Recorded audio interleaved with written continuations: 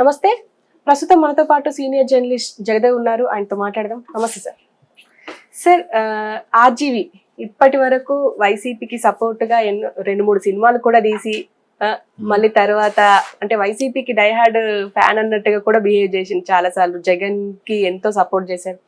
కానీ సడన్ గా ఇప్పుడు ఆర్జీవి టీడీపీకి సపోర్ట్ కూడా కాదు, కంగ్రాట్స్ చేశారు అంతే.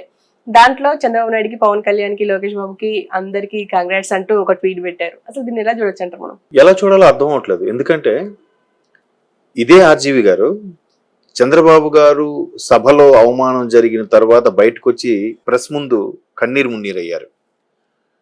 అక్కడ ఆయన నాకు ఆ రోజు ఇచ్చిన స్టేట్మెంట్ నాకు బాగా నచ్చింది. ఏంటంటే చంద్రబాబు లాంటి వ్యక్తి ఇట్లా ఓపెన్గా సభాముఖంగా ఇన్నేళ్లలో ఆయన నవ్వడం కానీ ఆడడం కానీ చూడలేదు. ఇలా ఆయన చిన్నపిల్లల వెక్కి వెక్కి ఆడడం నాకు నచ్చలేదు అన్నాడు ఆయన. నాది అదే అభిప్రాయం. ఎందుకంటే ఎప్పుడూ గంభీరంగా ఉండే వ్యక్తి ఎన్ని సమస్యలు వచ్చినా, ఎన్ని కష్టాలు వచ్చినా, టీడీపీని అధపాతాలను తొక్కాలని చూసినా, తెలంగాణలో కూడా టీడీపీని నామరూపాలు లేకుండా తుడిచిపెట్టాలని చూసినా మరలా టీడీపీ తన్నుకొచ్చింది. మరలా ప్రతిసారి బౌన్స్ బ్యాక్ అవుతుంది. ఇప్పుడు ఎలాగైందో అలాగే. అలా అవడానికి కారణం ఏంటంటే because of Chandrababu Naidu leadership qualities. There is no doubt.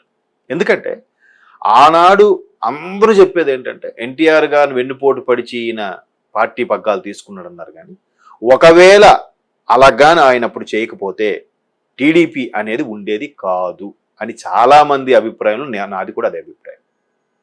దాని వెనక రీజన్స్ మళ్ళీ మనం మాట్లాడుకోవద్దు. నిజంగానే అప్పుడు కానీ ఎన్టీఆర్ గారి పగ్గాల నుంచి బాబు గారు తీసుకోకపోతే మాత్రం టీడీపీ బతికుండేది కాదు ఈ రోజుకి. అది అయితే అంత గుంభనంగా, అంత గంభీరంగా, ప్రతిది కూడా డిగ్నిఫైడ్గా, ఎంతో ఇదైతే కానీ చిన్న స్మైల్, అంటే ఆనందానికి పొంగిపోవడం ఉండదు, బాధకి కుంగిపోవడం ఉండదు. అంత ఇదిగా ఉండే వ్యక్తి అలాగ ఏడవడం ఏంటి నాకు నచ్చలేదు అన్నాడు ఆర్జీవి. వాస్తవమే, నాకు నచ్చలేదు.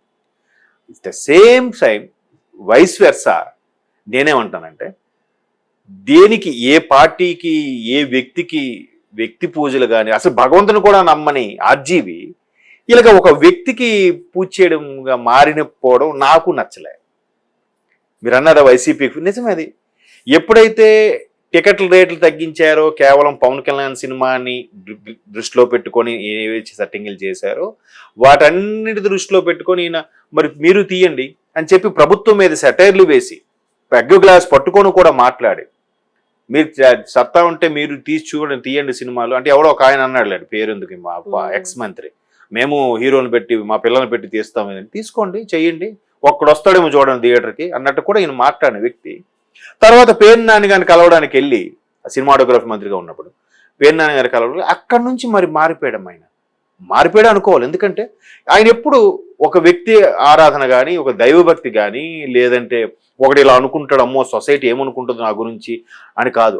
ఆయన కోసం ఆయన బతుకుతాడు, ఆయన కోసం ఆయన మాట్లాడతాడు, ఆయనకు నచ్చినట్టు ఆయన ఉంటాడు. అటువంటి వ్యక్తి ఒక వ్యక్తికి ఆరాధించినట్టుగా ఆ వ్యక్తికి సంబంధించిన సినిమాలు ఏంటమ్మా అవి, ఏవో శపథం తర్వాత ముందు ఏదో వచ్చింది కదమ్మా, యాత్ర 2 తర్వాత మధ్యలో వచ్చి ఏదో వచ్చాయి, జగన్మోహన్ రెడ్డి గారిది సంబంధించి ప్లాన్స్ వాటి మీద సేమ్ అందరూ అన్నారు ఇది కేవలం ఆర్జీవి గారి సినిమా కాదు, స్క్రిప్ట్ అంతా కూడా తాడేపల్లి ప్యాలెస్దే అన్నట్టుగా అనుకున్నారు. సో అలాగే ఇప్పుడు ఈయన కూడా మళ్ళీ ఒక్కసారి యూటర్న్ తీసుకొని, ఇప్పుడు వీళ్ళని ఎంత విమర్శించారు, ఈవెన్ ఆయన కూడా విమర్శించి కూడా ఇంకోటి మళ్ళీ పొగడాడు. ఏంటంటే లోకేష్ అనే వ్యక్తి పప్పులాగా ఉంటాడు ఏమిటి ఆ మనిషి అన్న వ్యక్తి కూడా, అరే నేను అన్న మాటకో ఏంటో ఆయన చాలా చేంజ్ అయ్యాడు, చాలా మేకోవర్ అయ్యాడు అని కూడా ఆయన అన్నాడు ఒక సందర్భం. అంటే అనేది లాభ నష్టాలకి, కష్ట సుఖాలకి, దేనికి ఒకేలాగా ఉండే మనిషి, ఎవరిని పట్టించుకోడు, బంధాలను పట్టించుకోడు, బంధుత్వాలను పట్టించుకోడు, మిత్రుల్ని పట్టించుకోడు, సెంటిమెంట్స్ ఉండవు, నాకు నచ్చినట్టుగా ఉంటాననే వ్యక్తి మరి ఇలాంటి ఫార్మాలిటీస్ ఎందుకు? ఫార్మాలిటీస్ కూడా అవసరం లేదు కదా, చెప్పాలండి శుభాకాంక్షలు అవసరం లేదు. కానీ అదే అనిపిస్తుంది రకరకాలుగా, అంటే వయసు మీద పడే కొద్దీ ఆలోచన విధానం కూడా మారుతుంది. ఇప్పుడు మీరు అన్నట్టు పవన్ కళ్యాణ్ గారు అంటే నాకు చాలా ఇష్టం, కానీ అంటూనే గతంలో ఒక శ్రీరెడ్డి గారితో ఏదో చేయించారని చెప్పి, శ్రీరెడ్డి గారితో నేనే అలా చేయించానని చెప్పి కూడా మీడియా ముఖంగా మాట్లాడారు. గుర్తుందా, TV9 దగ్గర ఎక్కడో ఒక ఛానల్లో మాట్లాడారు. శ్రీరెడ్డి గారు ఇప్పుడు అఫ్ కోర్స్ కనబడట్లేదు. అట్లా అంటే శ్రీరెడ్డి గారు పవన్ కళ్యాణ్ గారు విమర్శించడం దాని వెనక ఈయన హస్తం ఉందన్నట్టు కూడా వార్తలు వచ్చాయి. అలాగా మొత్తానికి నాకు ఆయన ఇష్టం అంటూనే చాలా ఆయనకి వ్యతిరేకంగా పనిచేశారనమాట. సో అటువంటి వ్యక్తి శుభాకాంక్ష చెప్పడం అనేది ఏంటి, మరలా భయపడుతున్నారా అంటే నేను ఎవరికి భయపడను, నా ఇల్లు అడ్రస్ అందరికీ తెలుసు అన్నట్టుగానే మాట్లాడతారు. కానీ సెక్యూరిటీ పెట్టుకున్నారని కానీ ఏవో రకరకాల వార్తలు వస్తున్నాయి. ఏదైతేనే జనాలు కూడా ఎలా ఉన్నారని అంటమ్మా, ఈ ఎండకి ఆ గొడుగు పట్టేలా ఉన్నారు. సహజం అంటే ఇక్కడ ఇండస్ట్రీలో కానీ రాజకీయంలో కానీ ఎక్కడైనా సహజం. బట్ వర్మ అనే వ్యక్తి ఏ ఎండకి ఆ గొడుగు పట్టేవాడు కాదుగా. ఎందుకంటే ఆయనే చాలా సందర్భాలు చెప్పారు, అమితాబ్ బచ్చన్ లాంటి వ్యక్తి అయ్యా నా ఇంట్లో కార్యక్రమం ఉంది, శుభకార్యం ఉంది, నువ్వు రావాలంటేనే వీడిని వెళ్ళడట. నువ్వు రాకపోతే ఒప్పుకోను, నువ్వు అన్ని దానికి దేనికి రావు, నువ్వు దీనికి రావాల్సిందే అంటే అప్పుడు ఒకసారి ఏదో కార్యక్రమంకి వెళ్ళాడంట. అసలు ఏం పట్టించుకోడు ఈ శుభకార్యాలు అశుభ కార్యక్రమాలు. ఆయన పొద్దున్నే లేవాలా, స్నానం చేయాలా, ఈ టైంకి వెళ్ళాలి, అదేం లేదు. ఆయన 24 అవర్స్లో ప్రతి ఏదైనా ఒకటే అవరు, ఏ గంటైనా గంటే. పొద్దున్నే లేవాలి, నైట్ అవగానే పడుకోవాలి అది లేదు. నైట్ అంతా మేలుకొని ఉంటాడు, పొద్దున పడుకుంటాడు, లేదు పొద్దున్నే లేస్తాడు, నైట్ పడుకుంటాడు. ఆయన ఇష్టం, రోజుకి ఒకలాగా ఉంటాడు ఆయన.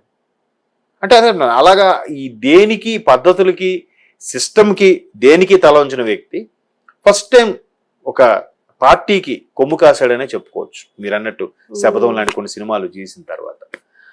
అలాంటిది ఇప్పుడు మరలా ఇప్పుడు చంద్రబాబు గారికి చెప్పడం అన్నది పెద్ద ఆశ్చర్యం లేదు. ఎందుకంటే ఆల్రెడీ ఒకసారి వైసీపీకి కానీ జగన్మోహన్ రెడ్డి గారికి స్వామి భక్తితోనో లేదంటే వ్యక్తి ఆరాధనతోనో చేసిన పని ఇప్పుడు మరలా పార్టీ మారిపోయింది కాబట్టి ఇప్పుడు వీళ్ళకి శుభాకాంక్షలు చెప్తూ మళ్ళీ వీళ్ళకి ఆరాధిస్తాడేమో చూద్దాం. ఒకసారి మారింది కదా, మార్పు వచ్చింది కాబట్టి ఇప్పుడు మళ్ళీ అలా అవ్వచ్చు. లేదా జనరల్గా నేను ఎవరినైనా ఒకేలా చూస్తానని చెప్తాడు ఆయన. అలా అనుకుని కూడా పెట్టుండొచ్చు. కానీ అట్లా ఎప్పుడు అనిపించలేదు కదా సార్. అంటే ఆ వ్యూహము శపథం సినిమాలు తీసినప్పుడు కూడా ఆయన నా ఇష్టం భయ్ అన్నట్టుగా ఉండే. సడన్ గా మళ్ళీ అంటే జర్నలిస్టులు ఎవరైనా మీరు గతంలో దెయ్యం సినిమాలు తీశారు, గతంలో ఇట్లాంటివి తీశారంటే దాని గురించి ప్రెజెంట్ మాట్లాడండి అన్నట్టుగానే నా ఇష్టం. ఇంకోటి కూడా చెప్పాడు, నేను ఇలాగే తీస్తాను, చూసినోడు నచ్చినోడు చూడాలి, అది మానేయండి. అలా అంటే కొన్ని సిద్ధాంతాలు కొన్ని పద్ధతులు ఉంటే అట్లాగా ఉండాలిరా, దేన్ని పట్టించుకోకూడదురా అనుకునే వాళ్ళు కూడా ఉన్నారు. కొంతమంది ఫాలోవర్స్ లేకపోలేదు. కాకపోతే మరీ అన్నిటికీ పనికిరాదు. ఇప్పుడు తెలుగులో కానీ ఎక్కడైనా కానీ ప్రధానికి 2 ఉంటాయమ్మా, ఆలస్యం అమృతం విషం అంటారు, నిదానమే ప్రధానం అంటారు. ఏది కరెక్టు? సందర్భానుసారంగా వెళ్ళిపోవాలి, అంతేనా? కొన్ని దగ్గరలు జాగ్రత్తగా వెళ్ళాల్సినప్పుడు నిదానమే ప్రధానం.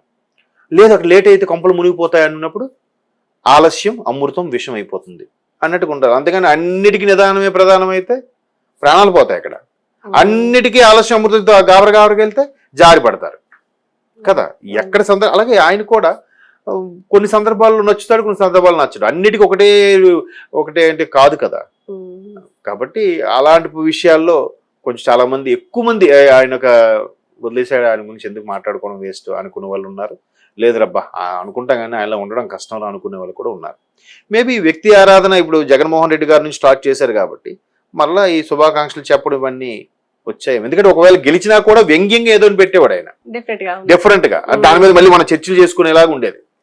ఇప్పుడు అలాగా సానుకూలంగా శుభాకాంక్ష చెప్పడం అనేది చూద్దాం మళ్ళీ రేపటి ట్వీట్లో ఏముంటుందో.